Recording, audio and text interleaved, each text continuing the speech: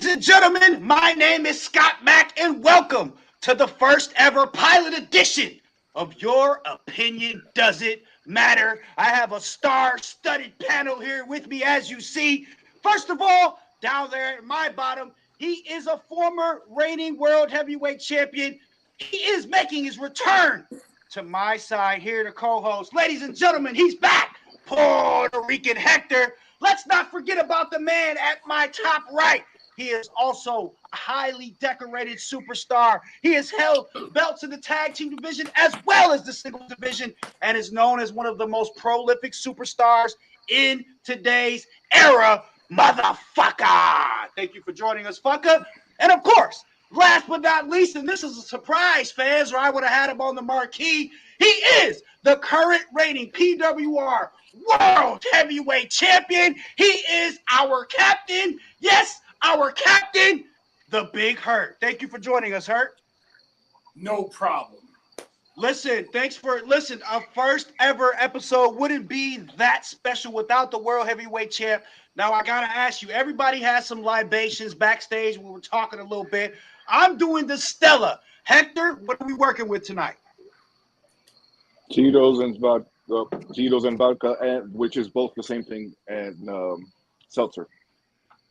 All right. Motherfucker, what is the drug or drink of choice for the evening? Well, I'm still smoking on that Augie pack. Look, I can't walk off before we start the segment. Listen, you can't do that to me. You can't do that to me, okay? It lasts forever. In fact, it's back. So I can't wait to get more. Still smoking, huh? Hurt, I saw you with the large variation of some type of beverage. What is that concoction that we're going to be dealing with this evening? This is definitely the blood of my victims. But it's also mixed with 99. Oh, my God. Whew. And if you know about 99, two things. And we're going to have a little one, fun. It don't freeze. Two, it don't let up. Fans, like I said, this is a star-studded panel, and I want to explain to the fans out there watching exactly what they're going to get, because this is a little different than our usual result show. This is much, much different. It's more focused on the entertainment, more focused on the color and the opinions of those on the panel. Now, of course, at the end of the day, your opinion doesn't matter. Does it, Hector? Well, it does, but yours doesn't. Motherfucker, what do you think about this new concept with us being able to express ourselves and our opinion not really mattering at the end of the day? I think it should go just a little bit further and just say, fuck your opinion. Oh, okay. I don't know if that will get across with the kids. Captain, our captain, what are your thoughts on the concept of being able to speak freely and hopefully people not getting tender backstage? Fuck them kids. And honestly, the tenderness backstage is something we're going to have to harden up. This is our hard business. It's a hard way to go. That's our first one. Time out. We're going to have to definitely get a little thicker skin in this business. We talking about the locker room or when Scott went to prison? Oh, man. Listen, those like are I said, good stories, though. In fact, that movie that came out, the footage, the security, I mean, that's legendary work. You are. Oh, ladies and gentlemen, we have the world champion drinking out of the actual blending apparatus. He's really going in here trying to get there quickly. Let's go through the first match and not waste anybody's time here as we go through all the exciting action that took place in Ontario, Canada. Real quick, without wasting too much time, motherfucker, your thoughts on Canada? Canada as a whole, too cold and cheap. Puerto Rican Hector, what was your time on the other side of North America like? They suck because they don't like things that make people happy, like cannabis. That's why they're all stuck up and they suck, and they wish they could be Americans. Unfortunately, I couldn't travel personally to Canada because of my legal situation. But Big Hurt, you were able to travel as you do all over the world. How does Canada stand up to some of the other beautiful places that you've been with this career? Let me tell you what. The women here are a beautiful shade of brown. The sun is different. It hits your skin a different way. The beaches are beautiful and This dude was beautiful. wrecked. I love it down here. All right, how many This dude's pauses wrecked am I going to already. have to do with you tonight, Hurt? Are we going to be able to get through this without a record pause ratio? No, I'm just saying it's beautiful. Like down here in the Dominican Republic, I love it. I love it. I love it down here. Oh, okay. Yeah. We're in Canada, sir, this week. We weren't in the Caribbean. Are you okay? You still battling some No. Oh. You know what? I'm thinking about something that happened to other Canada. Yeah, Canada's wonderful. I'm sorry. Yeah, Canada's great. Yeah, I love it. I love it here.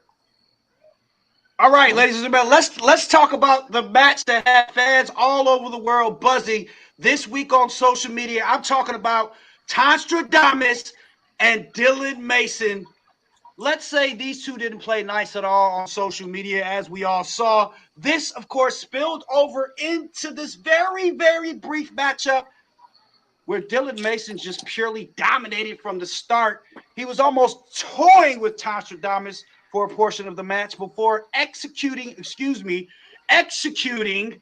the Blood Eagle on Damas, but he pinned him for the 1-2-3, and that didn't seem to be enough for Dylan Mason as he went to the outside of the ring, grabbed a table, slid it inside the ring, and performed another Blood Eagle on top of the line table on top of the ring. Finally, medics rushed out into the ring where they secured Tanstradamus by his neck and rushed him to the local Ontario hospital. The latest that his injuries sustained could be career-ending, involving his spine. We all know how dangerous that can be. Listen, there was a gasp in the arena when this took place. I'm going to mix it up here. Let's start with the World Heavyweight Champion, Tanstradamus. I happen to know you had high hopes for this young superstar. Hurt, concussed and all, what are your thoughts? Tanstradamus was one of my favorite superstars in this company. He was, to me, the best acquisition we got recently with our new NXT merger. And for Dylan Mason to put his life in danger the way he did, I think it's unprofessional. And that's something him and I are going to have to talk about. Like, there's winning a match, but when you put somebody's life in danger, and he put that man's life in danger with his finisher tonight, like, that's not okay. Motherfucker, let's go to you for, I'm going to throw you a little curveball here. Dylan Mason, with apparently, as reports show us, this could be his second body within merely a month and some change. Does this put him in the discussion right away, along with, of course, the World Heavyweight Champion and a few others? Does this put him directly in discussion for PWR Superstar of the Year with this killing spree that he's on? I mean, put him up. That's going too far. Baby steps. Let's revel in this death and understand what it means. Did he say revel in death? Because at the same time, This is the same motherfucker, okay, that Bronx chose over me. You see what I'm saying? So this is the same motherfucker that thinks that he's better than me, try to come in and make his name with me. You see what I'm saying? You understand? Clout for clout. And now he's dead? No, he dead. I don't know. Injured severely, carted away. He's dead.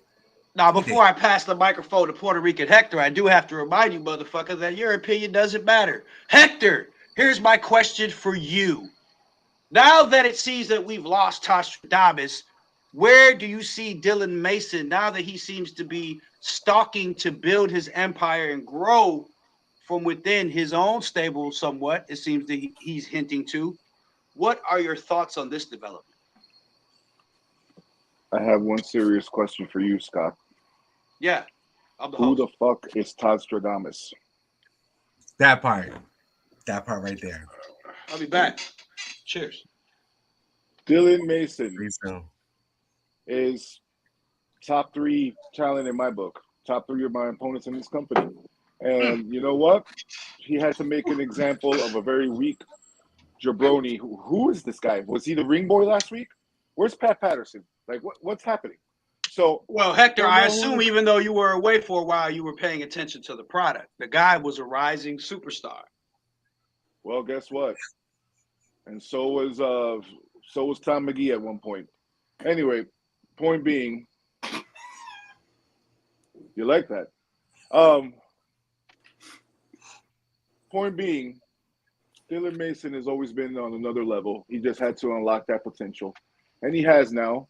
So, superstar of the year next to you, my world champion, I would say yes. Hey, that Pat Patterson was totally unnecessary. Totally unnecessary. Oh, well. Then just you know what? Meet me at the Royal Rumble. Every 90 seconds, a new guy comes. All right, ladies and gentlemen, moving on to the next matchup of the night, and this already pilot series is going just as planned, of course. Match 2 featured the Viking. We'll talk more about this in a little bit. Versus Bubba Killings, the Southern Bad Boy. Now, listen, those who have been paying attention to the product saw that these two had words outside of the arena before they went at it. Fans were pleased with the effort from both of these superstars. They went out there, put on the show. Bubba came out swinging and talking trash as he always does. But the Viking, he wasn't backing down. He showed a tremendous amount of tenacity and really showed some guts in this one, even though it was that same Minnesota spear that he was teasing Bubba about that took him down as Bubba pinned him for the 3 count. But that wasn't the story. It was after the match when the two briefly shook hands and Bubba asked for a microphone. That's when Bubba said, and I'm going to try to do this my best Bubba voice. Now listen up, bro. We can still fight till daylight, boy, but maybe me and you can work together and get some real shit done here in PWR. You know what I'm saying, boy? The fans cheered, loving Bubba's idea, and he was about to pass the microphone to the Viking. But, he yelled before he passed the microphone, but, Bubba said, if you want to ride with Killings, then you got to leave that Viking shit here in the ring, baby, and let's go be them Southern badass country boys the people want to see. The fans started chanting yes in the direction of the Viking, and finally, after hesitation for the man formerly known as Ragnar the Viking, he shook the hand of Bubba Killings in agreement as the sold-out arena exploded. So let's recap this real quick. These two went after each other for a short matchup. Bubba Killings came out on top, but after the match, he made a proposition to the Viking. That apparently the Viking couldn't refuse. I'm going to start with Hector this time. Puerto Rican Hector, did the Viking make the right decision here for his PWR career, in your opinion? Well, hey, I mean, if I got waxed in a ring and the guy that beat, yeah, I'm taking it back. Okay. So he's on one tonight, bro. So if I got waxed, continue pretty decisively, okay, in a match, and the guy that beats me offers me help with my career because clearly I'm doing something wrong if I got beat this quickly, I'd take his help too. To take advantage, use the man for his knowledge, and there you go. And we're seeing the PWR universe speak. And yeah. Everybody apparently seems to be engaged so far, guys. Good job. They should be engaged. Big Hurt, not for the chest hairs, motherfucker. That's not what they tuned in for. Big Hurt We'll get to you in a second, fucker. My question to you. Were you looking forward to A, getting in the ring with Viking? And what do you think if these two can get some momentum going? What could they possibly do in the tag division? Enemies who meet on the battlefield and give it their all make some of the best teams. We've seen it over the years. Some of people who have battles with each other make the best tag teams. The Brothers of Destruction, Dr. Death and Terry Gordy, me and my future opponent, who I'll talk about later on. Someone I've teamed with before, and now we're going into battle against each other. It's just it's a common thread. They make great tag teams. Stone Cold and Shawn Michaels. Big Hurt and Mel Walker. Motherfucker, I like to use a word when I watch you in the ring performing. You have a very unique style, and I call it sexy, and people laugh at me, but it is what it is. Does this tag team have sexy somewhere on it? Do you sense some type of essence here, some type of oomph that these two can probably help each other elevate? Well, you know, Bronx was my enemy, and then we ended up forming the greatest tag team in PWR history. So, you know, things can happen. It really depends on overall chemistry. We've not seen them work yet. I got to see the work. That being said, tell the Viking to call me. Right, ladies and gentlemen. With that being said, ratings are going through the roof. No, we don't have the direct line to motherfucker, but we do have a direct line to the next matchup. That was definitely one that we were all watching very closely because we were all, I would agree, or I would hope to agree, looking forward to the debut of Master of Illusion as he was set to face the Carnal Joker J in his first ever PWR appearance. Now, this match started off like most believe it would, and the Carnal had full control early on and seemed to be the more poised of the two superstars. He tried to close the Master of Illusion out early with the laughing stock suplex, but the Master of Illusion somehow slid his way free like a magician would and nailed Joker with the devastating headbutt. The physicality was clear of the Master of Illusion, and he impressed many fans in the stands and many backstage. Joker J took over late in the contest, however, nailing Master of Illusion with a running knee and thought he had the Master of Illusion locked in the Joker's while this time. But once again, the thief-like abilities of the Master of Illusion was the difference in this one as he slid free again, kicking Joker in the stomach and then driving him down back hard to the mat with the disappearing act DDT. He then lifted Joker with the Illusion's Gateway, pinning Joker J in a big-time matchup for the 1, the 2, the 3. Now, first off, I'll go to you, champ, this time. This is an interesting question for you, Hurt. We've seen Joker J put on some of the best matches in PWR history. When? Now, I want your very, very honest opinion. The Joker J, with his Hall of Fame career already decorated, is there anything left for him to prove? And would Joker J at his best lost to this debuting superstar? You know, this is very bad. This is very bad for Joker J. I'm a little disappointed because Joker J was next in line to face me for the World Heavyweight Championship. Like, we have a match coming up at the next pay-per-view. And now that he's lost this match, it kind of throws... Wait, Hurt. You have a match against JTO, not Joker J. Joker J got taken out. JTO. Joker J got taken out tonight and then messes everything up because that was my future opponent. Okay. So now I don't know if that match can still happen. Like it's rough. Puerto Rican Hector. Sorry, champ. I didn't mean to cut you off. Puerto Rican Hector. No, that's fine. It's fine. I gotta think about your opinion never matters. but in this case, it may.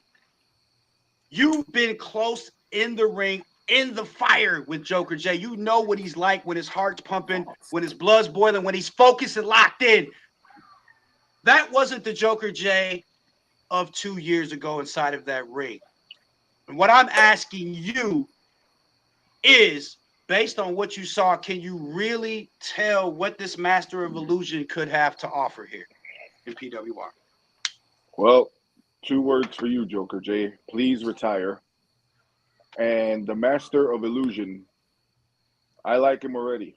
You know what? If he has a disappearing act, I'll give you my number. There's a certain kid's mother that I kind of need to disappear too. So we could talk. Ladies and gentlemen, I just want to know the opinions of the guests on this panel and do not reflect those of Scott Mack or PWR. Again, this is the show.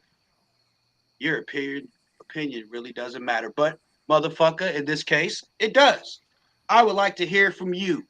First of all, what do you give Master of Illusions on a scale from 1 to 10 in his debut?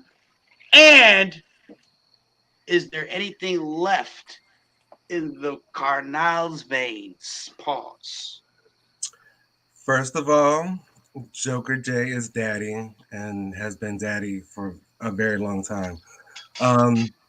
So I don't think you should hold that, against anybody, with anything. But as far as the Master of Illusions and whatnot, I'm intrigued. It could be cute. It could be cute. I mean, I can see where he could use a hand, and I typically have been that hand, to help or to erect, greatness. All right. So no. You're not gonna call somebody else daddy in the presence of your father. That's hey.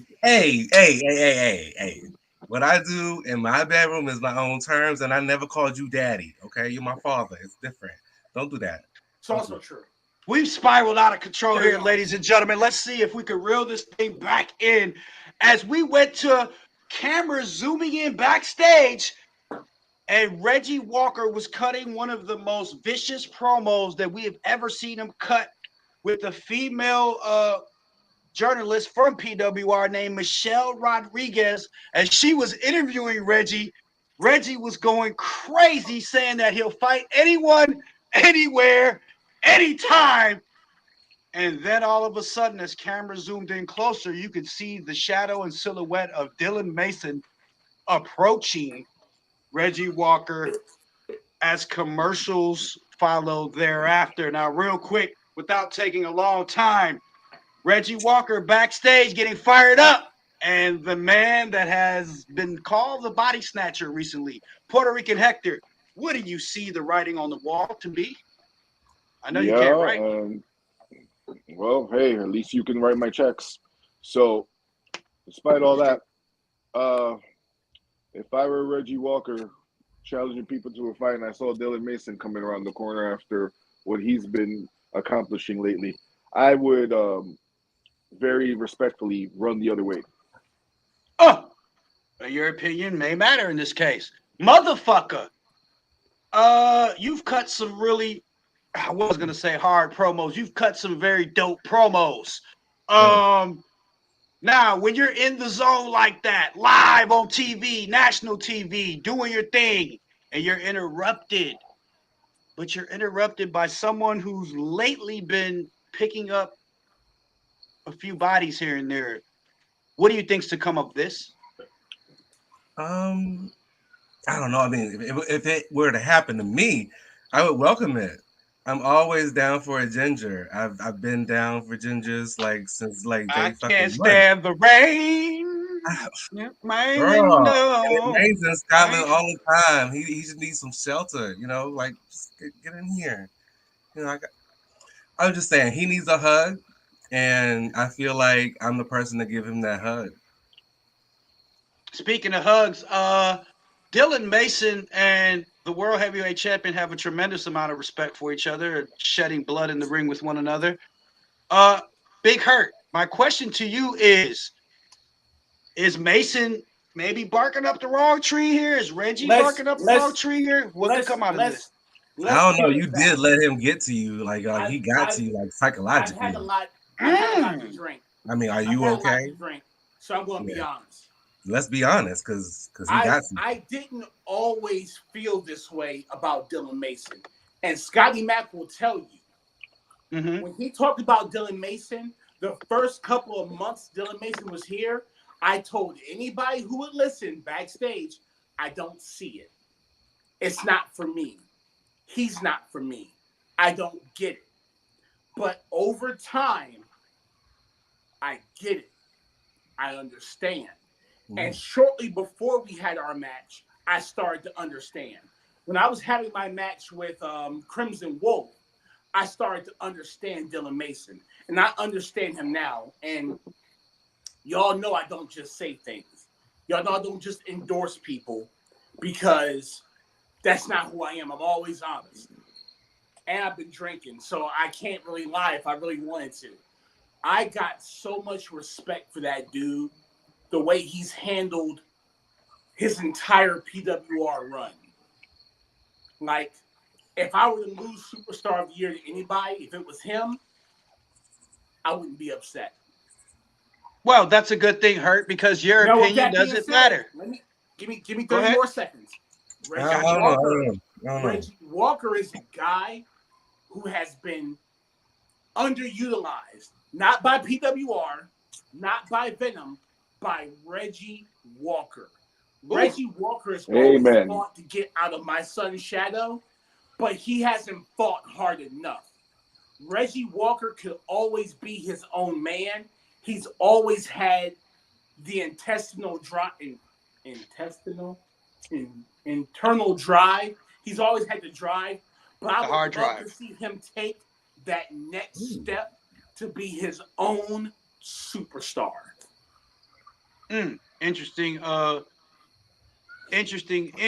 thoughts coming from the World Heavyweight Champion, but we're going to move on to the next matchup as it just came through the teleprompter that indeed there is a contract with Reggie Walker, the Reckless One, and Dylan Mason next week live on PWR TV. That's just one of them, fans, to look forward to. Many, many more, including the return to the ring of the lazy one. Puerto Rican Hector is what we're going to call him. Ladies and gentlemen, this next one was highly anticipated as two of the more psychological, I would say, performers in PWR were on a collision course. Of course, I could only be talking about the Equalizer JTO and the Bronx Bomber. Like I say that, motherfucker. Look, this was a back and forth matchup from the start. These two guys were not holding back. As chops from JTO let the Bronx Bomber know he was in the building. But Bronx Bomber just never quit as he bounced back with his own super kick. It was a great match to watch with JTO going power game early and Bronx Bomber using his agility and speed and high-flying maneuvers. Both superstars were putting in that work and putting on a great match inside of the ring. The fiance of Bronx Bomber, Candace, however, injected herself, interjected in the contest. In fact, listen, she got involved several times during this matchup until finally the Equalizer had enough and wanted a piece of Candace. Oh, this is going wrong. Pause. Now listen, she didn't want, not like that. The fiance of the Bronx Bomber was making her claim to really annoy JTO. Now being distracted, he gave Bomber a slight window to execute an insecurity, which set up a nasty D-bomb, and Bomber grabbed the tights of JTO, pinning him for a 3 count for extra added insult. The winner of the match, the Bronx Bomber. And I'll start with you, Hector. Wait, no, I'll start with you, motherfucker, because you seem very ready to chime in on this one. They say a win is a win in PWR. What do you say? I say that the Bronx is a fucking bitch, but I can say that. You know, and your opinion doesn't matter. My opinion on that subject, as far as the Bronx goes, as far as the Bronx Bomber goes, is that he fucking sucks.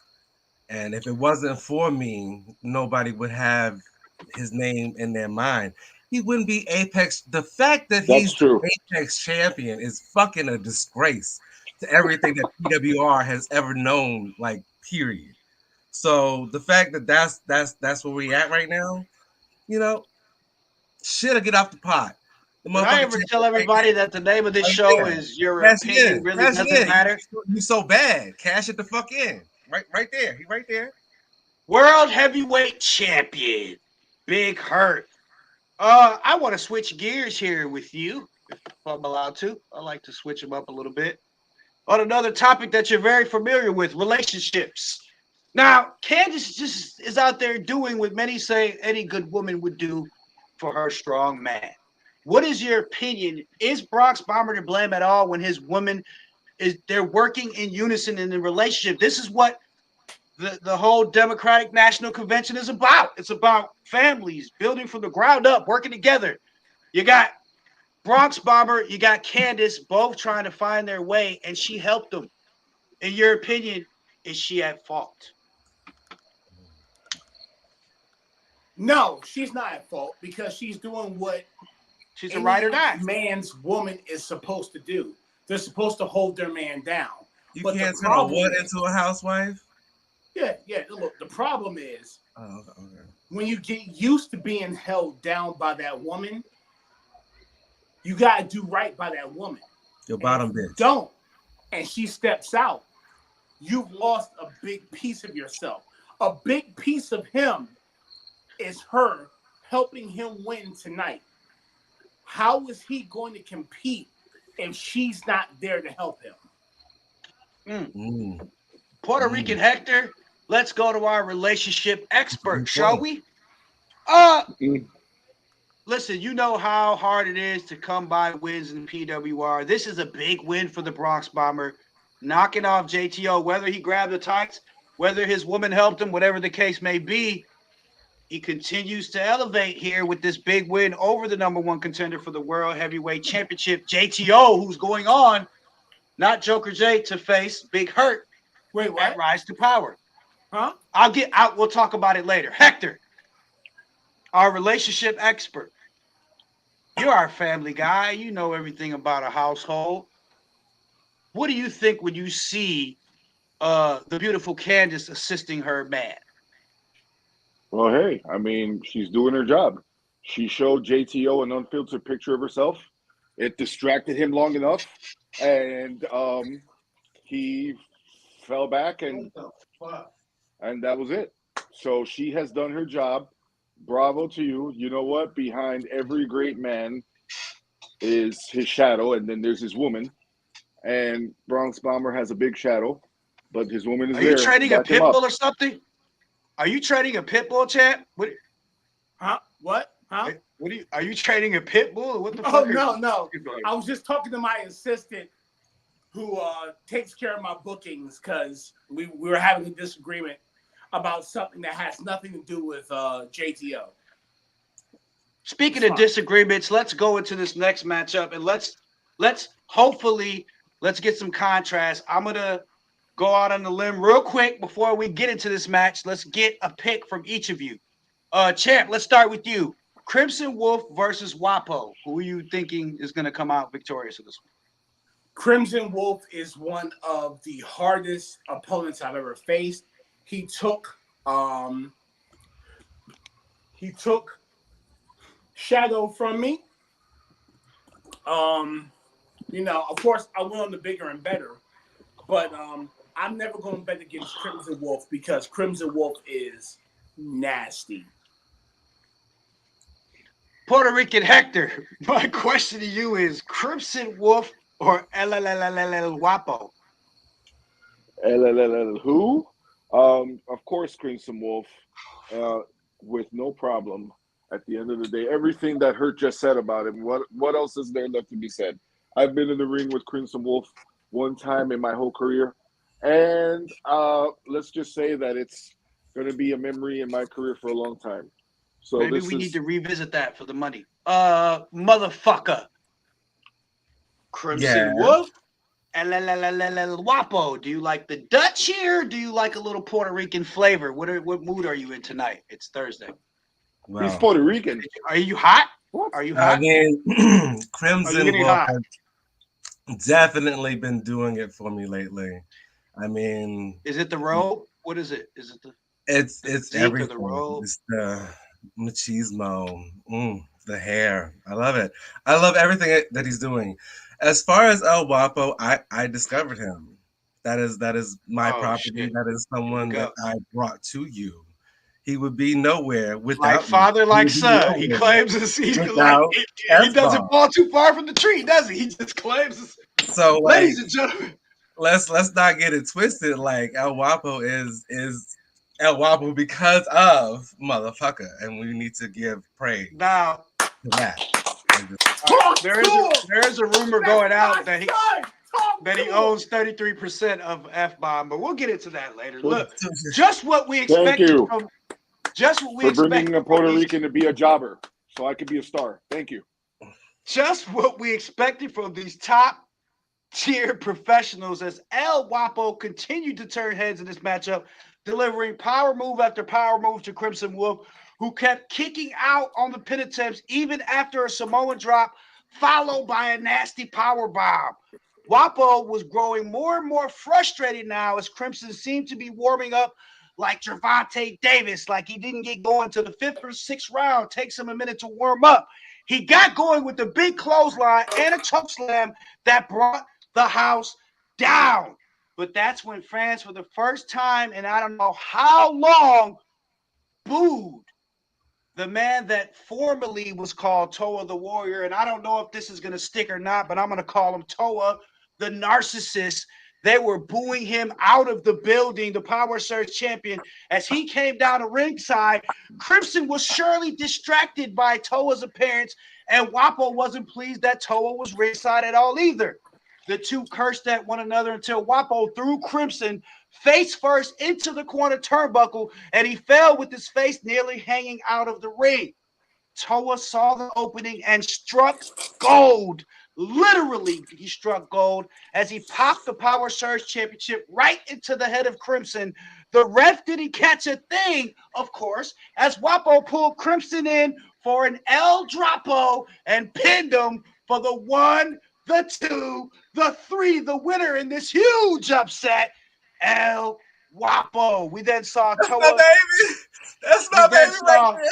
We then saw Toa slowly backpedal to the back, laughing as the crowd booed Toa the Narcissist out of the building as Toa looked in the camera with the belt and said, no one is taking this from me. Woo! So my question to Puerto Rican Hector, Mr. Sazon, let's get the flavor going. Can Crimson Wolf dethrone this narcissistical version of Toa? Well, I've always been a big fan of Crimson Wolf, but as you know, especially when times were tough for me, one of my favorite people to watch fight his way up through the ranks and become a champion was Toa. So you know what? Toa deserves to love himself a little bit now because he's earned that. Okay? He's put himself through hell to be a Power Surge champion, to be a champion, period, in this company. So you know what? Why can't he love himself? Why can't he show self-appreciation? Why can't he show self-love? Kind of good point. And you know what? You give me Crimson Wolf against Toa, the narcissist, whatever you want to call him, all right? And you can hold up mirror to money because it's going to be a lot thrown by a lot of people to see that fight. The PWR World Heavyweight Champion is known to be just like Michael Jordan. He likes a good bet when he sees one. So I'm going to ask you right now, what are you laying the house down on, Hurt, Crimson Wolf, or Toa the Narcissist? You know, I just said I don't want to bet against Crimson Wolf, but I'm going to tell you what. This new Toa, it's different. I've faced Toa a couple of times. I faced Toa the Warrior. I faced Toa the Hitman. Do you like this one? Do you like it? I like it. I like it. I love it. I'm not gonna lie. I love this version of Toa. I'm checking for this version of Toa. It's still hard for me to bet against Crimson Wolf, but I'll have to get a little bit more information on this Toa the Narcissist. Oh, so you want to know the spread? You want to know the weigh-in? You want to know more information before? Okay, I see you. Right? I need to see how Crimson Wolf responds to this. The artist, motherfucker, you are known to paint your sculpture in the ring. How do you see this masterpiece playing out? Well, as a fellow narcissist, I love it. And I love Toa for it. I can't wait to see more.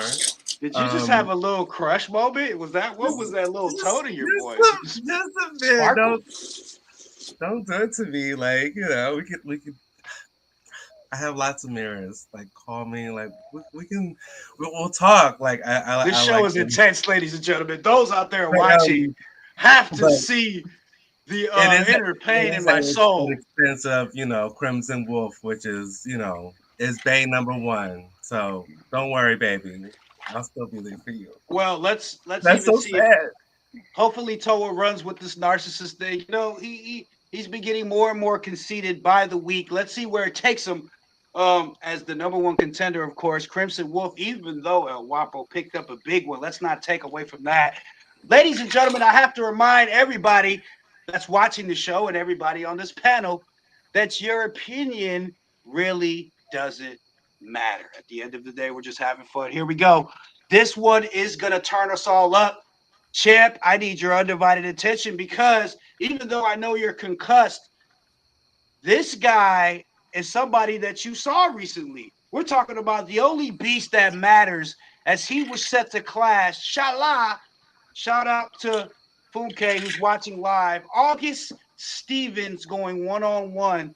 August Stevens making his return. Like, PWR is so hot right now. They don't talk about us enough. But listen, we're killing shit. This match has been brewing for years.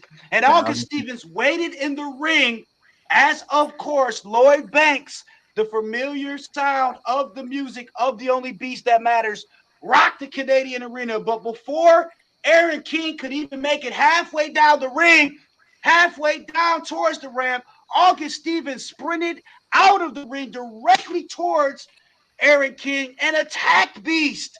The fans couldn't believe what they were witnessing as King was caught off guard, taking some big-time shots from August Stevens as strikes to the neck and stomach were landing clean like rapid fire.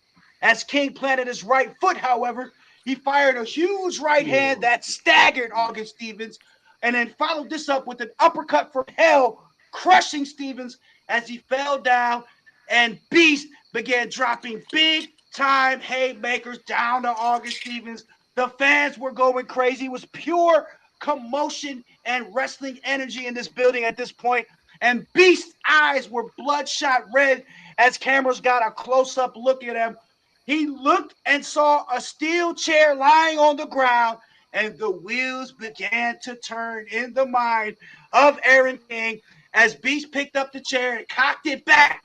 But an unknown fan grabbed the chair, stopping Beast from swinging down on the Stevens. The fan then snatched the chair away from Beast and then nailed him in the head with it. Beast went to his knees, but before the next blow came down, he made direct eye contact with the attacker as if he had known the associate from his past or something. And when fans finally got a glimpse of him, it was the associate of August Stevens, 6'3", 285, massive frame of a beast that cracked the chair on top of King's head, who was grabbing his head, and it was none other than a professional wrestler who just signed to PWR that goes by the name Bobby G. Fans were throwing debris as Stevens embraced Bobby G. Get him up, said Bobby. Get him up. Get him up to his fucking feet. Pulled up his socks as if he was getting more momentum and setting up for a big boot to the face of Beast. But the crowd absolutely erupted at that point at the unexpected arrival of none other than the world's favorite Republican, Shooter J, Mr. AK, who tackled the big man, Bobby G, to the ground, allowing Brees to get back to his feet, and he started doing a number on August Stevens. It was pure pandemonium and commotion as security had to separate both sides at this point. Backstage, we saw Shooter J trying to greet Beast backstage, reaching his hand out for a handshake. Listen, said Shooter, you don't owe me anything. But Beast refused to shake his hand and stormed off grunting. I want to start with you, champ. Big Hurt. You recently were with Aaron King in person. You probably didn't see that bloodshot eye that he had when he was attacked by August Stevens. My question to you is simply this. What do you take of the return of August Stevens? And now he's seeming to bring one of his buddies, a big man, 6'3", 285, in to watch his back. What are your thoughts, champ? Augie Pack. Augie Doggy. Augie gonna run again. These are all things I've heard about August Stevens backstage. These are all things I've heard about August Stevens online. Before he gets in the ring, you have an opinion of August Stevens. But now that he's in the ring and he has this heater with him, the opinion has changed. This ain't that August Stevens. Ooh. And it's going to be very interesting watching him recreate himself and reintroduce himself to the PWR universe. Now, my question to you real quick, champ, I don't want you to take too much more time, but I have to ask you this. As the man, as the top guy in the company, when you see new people coming in, what is your immediate thought? You know, when most people see new guys coming in, most people, they worry about their spot. Less ring time for me. Less spotlight for me. I don't look at it that way. When you are securing your position, not just the top guy in the company and, oh, captain, my captain. When you see a new guy come into the company, you go, more food for me, more competition, more ticket sales, new matchups. I'm excited. Ladies and gentlemen, before I pass the microphone to Puerto Rican Hector, former world champion himself, I have to just shout out the PWR universe right now. They're going crazy. They're watching live where the numbers are looking great. And so far, your opinion really doesn't matter is a hit.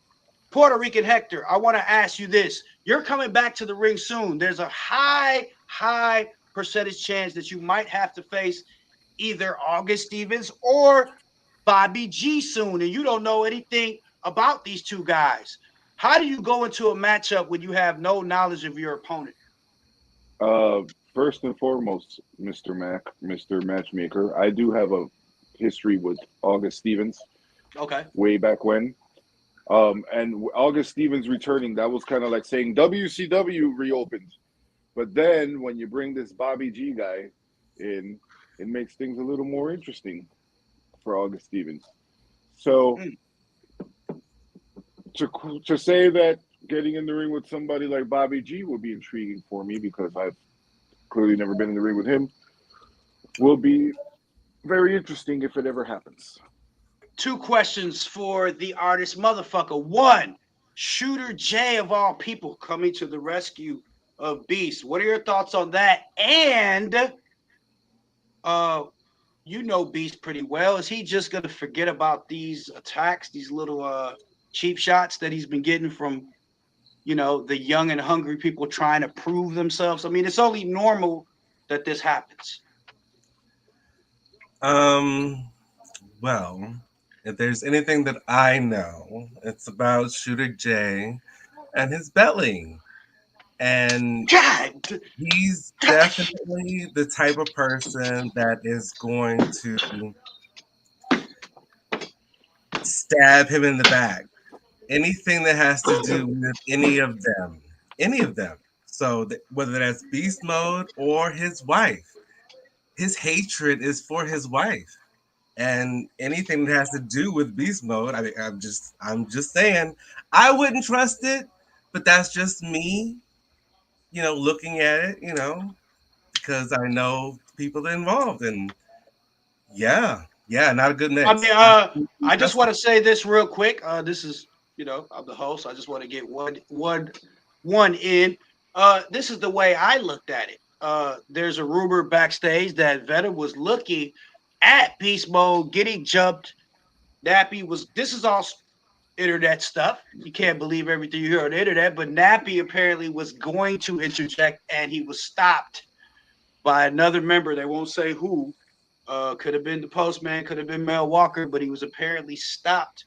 So Beast was getting the work put in on him, and of all people to go out there and lay his neck on the line, Shooter J did. So let's keep that in mind moving forward as PWR continues. Because he wants to make Aaron great again. I like that. Even though your opinion doesn't matter. The only belly that matters is speaking loud and clear live here. Hey, let's see it. I can't believe you said that. At first I was gonna say we can't have you back, motherfucker, but the ratings are so high right now. I guess they like the belly talk. They like me freaking out and puking live, and they love Hector smoking himself to death, and the champ not only texting and matchmaking online, but drinking blended drinks and getting drunk with us live. Thank you, champ, for being here. All right, let's carry on. Oh, when he starts doing that, it's a problem. We're almost there, guys. Bear with us. The next match of the night is a triple threat. I know you guys want to see this one. It's Candice. We saw her earlier making her presence felt. Jack Harvey, Unfiltered. And of course, the Redeemer, T.C. Adams. Both Jack Harvey and Candice eyeballed one another as they waited in the ring for one of what has become one of the most exciting entrances in sports entertainment today. TC Adams had nearly every fan in the building with their hand up. I'm talking about old ladies, kids, Canadian porn stars, you name it. They all raised their hands for the Redeemer, TC Adams. Can we all do it just because we're having such a brilliant show? Can everybody? And because I like Canadian porn. My favorite is Maple Queef. Can we have a team? Okay, there you go, motherfucker. Every fan in the building was eating up this entrance from one of the most fan favorite superstars currently, TC Adams. When the bell rang, it was TC Adams who continued to electrify fans with the dazzling attack first on Jack Harvey, who he suplexed, but then he got up and ducked a clothesline coming from Candice and then lifted her way up in the air for a back body drop. He pinned Candice, but Harvey broke that pinfall up. Later in this fantastic duel, as we move on a little further, Jack Harvey showed the nasty streak that we can talk about, I'm sure, with Big Hurt, the nasty side of Jack Harvey as he threw Candice to the outside and crushed her back into the steel barricade. Yikes. He then went back inside and nailed the Redeemer with a code breaker. He quickly pinned TC Adams, but he kicked out strong at 2.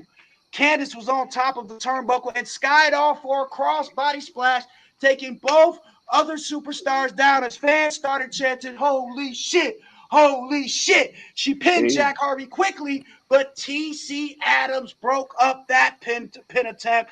TC then pinned Candice, but Harvey broke it up. Harvey then pinned TC after shoving Candice away, but he only got 2. This one kept getting crazier and crazier until TC Adams locked in the Claw of Redemption on Jack Harvey, who went down on his back. Then we saw Candice fixing her hair, almost seeming as she wanted to powder herself or something, plotting her next move as TC Adams held the Claw of Redemption in the direction of Candice.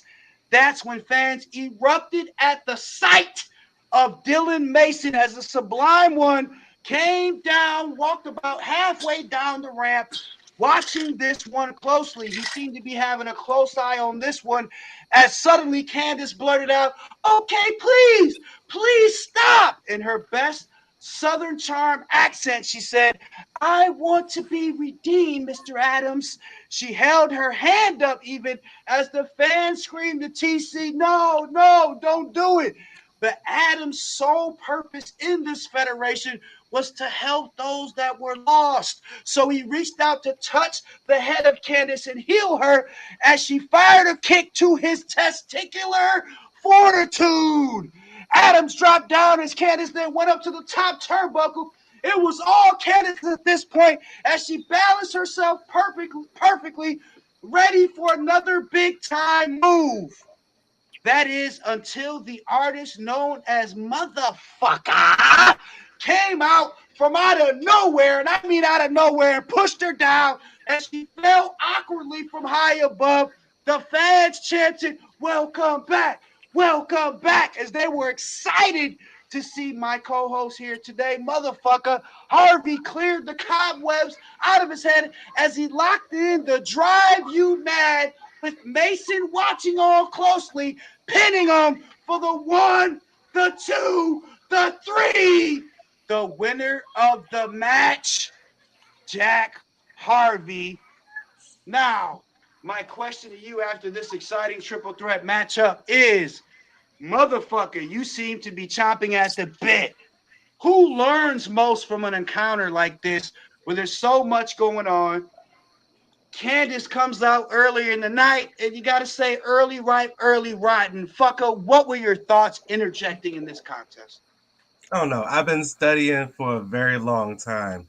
Ever since Bronx brought in the little blonde girl, yeah, it's been on my radar, and now we're gonna deal with it.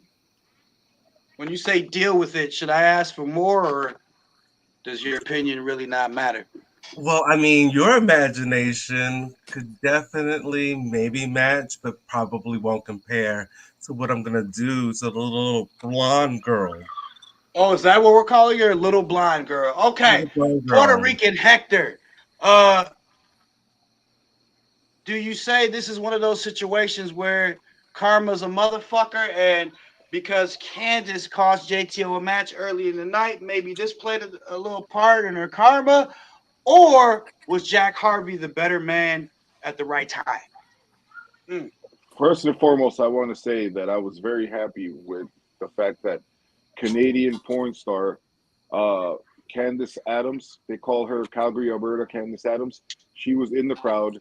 She is one of my favorite movies I've ever seen before in my life. The Montreal Screw Job, the Maple Leaf Queef. So anyway, The real Candace. Yeah. So anyhow, but the Candace that was in this match, yes, karma's a motherfucker, and little blonde girl. And hey, you made your bed here. You got involved in shit that was none of your business. I mean, yes, it's your man and all that, but hey, what goes around comes around, and you got your receipt, as they call it. So, too bad for you. And Jack Harvey, man that just challenged recently for the World Heavyweight Championship, of course he was the better man. No questions asked. Big Hurt, two-parter. One, Mason ringside watching. What is that all about? Who did he like here? And two, you know much about star power, correct? So my question to you is, TC Adams didn't get the win here, but it was clear that he captivates audiences across the globe. How more important is star power than wins when you're young in your career? When you are a star, you don't have to win for people to want to watch you, for people to buy tickets, for people to say, TC Adams is on the marquee. I want to see the match. They don't care that you lost your last match. They don't care that you lost the match before that. They care that you're a star and that you're going to entertain them for the entire week leading up to the match, during the match, and after the match. They care. Now, as far as Mason scoping this matchup, could it be TC Adams that he likes? Could it be Jack Harvey? Could he somehow want to recruit the Bronx Bomber and go through Candace? There's so many different elements here. I know that guy fucking. See, it made him rub the back of his head. You never know what he's up to, and that's what I like about him. You never know what he's up to. He could be scoping the referee for all we know. We have no idea, and I'm looking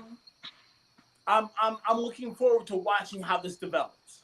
All right, real quick, going around Puerto Rican Hector. Who learned the most from this encounter? Candace, that Ooh. you don't Nope, mess. that's it.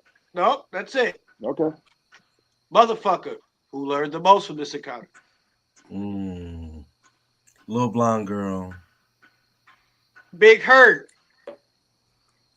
Your opinion really doesn't matter. Who learned the most? I would have to say Candace as well. Okay. Let's move on to the main event of the night. You guys aren't all supposed to agree. That's not how it is on ESPN, but nonetheless, we'll try next time. The main event of the night was for the Powerhouse Championship. I'm talking about the former, it's hard to say this, this has been over a year, the former Powerhouse Champion, the challenger, Mel Walker, going one-on-one with the reigning, defending Powerhouse Champion, Chris Lassiter. Now, in this clause, in this contract, you know about clauses, Hurt, Walker only gets one rematch. It states right there, he gets one and one only, and it was clear he wasn't taking any chances right off the bat as his music hit. Both the villain from Venom and the Postman T-Money came out with Mel Walker as expected. He was ready to go to war and make sure that he got that title back. It has been over a year since Mel Walker has been challenging for anything. The three members of the most feared faction in PWR right now looked angry. Mel was all business, of course, as the music of the new Powerhouse Champion played and the crowd exploded for Lassiter. Lassiter at first was all gum, smiling from ear to ear, like Walker described this week on social media, but that look of happiness and joy quickly went away as he looked in the ring and saw what was waiting on him. I'm talking about Venom, of course. The referee cleared Nappy and the Postman out of the ring, showed the fans the championship belt, the Powerhouse Championship to be specific, and finally got this main event going. Mel Walker took control early with a big left hook to the body that seemed to possibly knock the wind out of the fan favorite Chris Lassiter. Walker followed this up with a knee right to the lung area and then crushed Lassiter's back with a devastating bear hug. It almost seemed as if Chris was going to pass out right away in this one, but the Canadian fans urged Lassiter to fight on. The Postman and the villain told the fans in the arena, shut your mouths, as they wanted Mel Walker to bring this one home, of course. Mel brought Lassiter in the middle of the ring and took him down hard with a belly-to-belly suplex. He quickly pinned Chris for the one, the two, but Lassiter fought his way free. Mel then rocked Lassiter with a solid strike to his cheek and then laid two more in precisely with the sharp elbow. He then grinded his elbow on the eye of Lassiter as it started to close up a little bit on the Powerhouse Champion. Oh, boy. He pinned Lassiter after the referee warned him, but Chris kicked out at one. This time as Walker turned around and looked at the Postman and Nappy, who started banging on the apron, giving directions to the former Powerhouse Champion Mel Walker. Stay on him, bruh, said T-Money. He locked it in a headlock on Lassiter, but the Canadians wouldn't give in and got louder and louder, and Lassiter used them to stand up to his feet and fire a few shots to free himself. He then bounced off the ropes and took Mel down with a big-time shoulder tackle. He then bounced off the ropes again, but the curious hand of the villain from Venom, of course, tripped Lassiter up as Mel came roaring, following up with a knee to Lassiter's face. This wasn't fair at all at this point. He pinned Lassiter for the one, the two, but Lassiter, with the heart of a champion, somehow kicked out, and somehow this fight kept going. T-Money then jumped on the ring apron, distracting the referee. As the villain got in the ring, he dropped Lassiter with a natural nap and then quickly got back out of the ring. Mel Walker picked Lassiter up, for the MKO. And yo, it's over. It's fucking over that quick. But then the lights went out, ladies and gentlemen, and the fans awed. It got quiet for about 20 or 30 seconds, and it was almost like a chill came through by the ringside area as the lights finally came back on, and what we saw was almost like something out of a comic book, guys. T-Money was laid out. He was out cold on the outside of the ring, and Mel Walker looked over and then saw Nappy Boy lying, knocked out on his stomach. He was sleeping as well. Mel Walker picked his head up, and a roar took over the building. You had to be there to really feel it, and the building actually started shaking as a masked figure removed his mask, and it was him, that guy, Joe Mega. Mel looked like he fucking saw a skeleton from his past, and fans started exploding because on the other side of the ring, as Mel slowly backpedaled and turned around, he was reluctant to turn around because he knew it. But when he turned around, it was another masked man, and when he removed his mask, it was none other than Mr. Sazon, Puerto Rican Hector. Mel knew this was one of his worst nightmares coming true as he got cracked from behind with a super kick from Chris Lassiter, as Lassiter then signaled to the fans for the blue in the face curb stop as he nailed Walker with it and quickly pinned him for the 1, the 2, the 3, the winner of the match, and still your powerhouse champion, Chris Lassiter. Oh my God, what a great title defense here by Lassiter. So much to unravel here, so much to unpack. I got a few minutes. I wanted to ask Hector, why?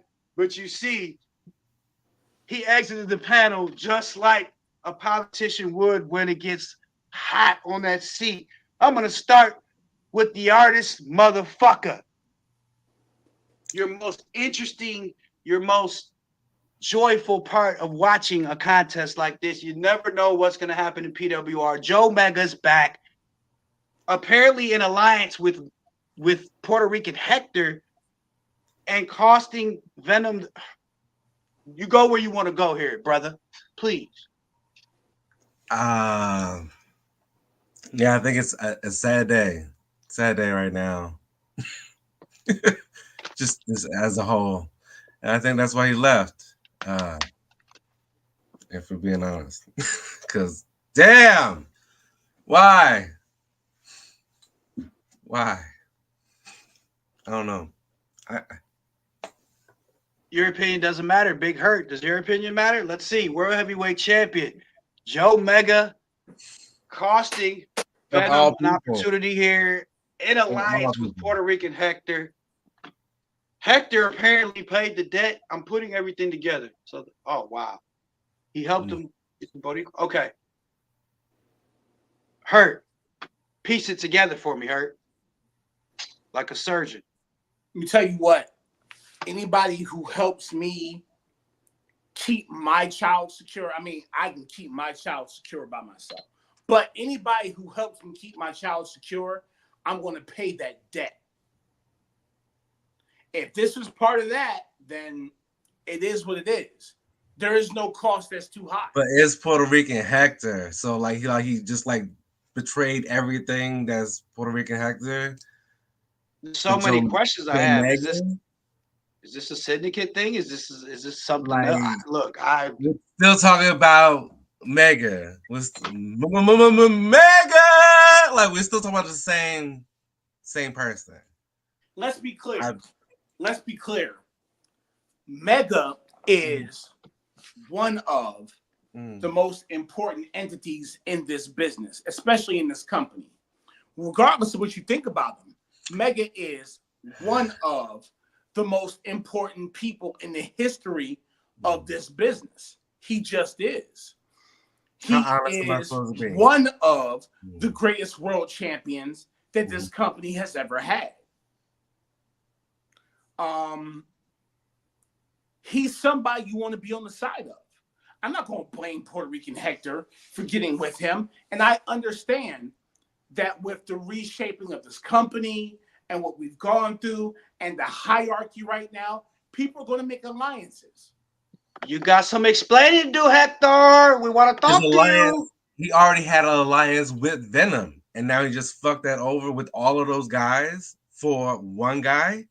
I gotta be honest. Well, let me tell you what. You're not paying attention to the story that's happening right now. What's happening right now?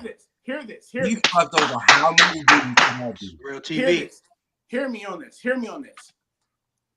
If you feel like you're under the thumb of Venom, if you feel like you're trapped by Venom, if you feel like you're stuck in a situation with Venom that you can't get out of, there are very few people who can see you through that storm. I think what we're all missing here is Omega helps him get the Boricua because of his history with Venom. I don't know. It seems shaky. It does. It does. I feel like he bet it all on the house, and he's gonna end up fucked in the end because everything that Mega has touched, yes, we get to the top, but then we fall way fucking hard. Everything falls apart. Hard as fuck. Okay, so we get to the top. He got to the top. Mm-hmm. How much bottom has he been? Let's be real. Now we're talking tops and bottoms. Ladies and gentlemen, I'm Scott Mack. He's the world heavyweight champion, Big Hurt, and he's the artist motherfucker.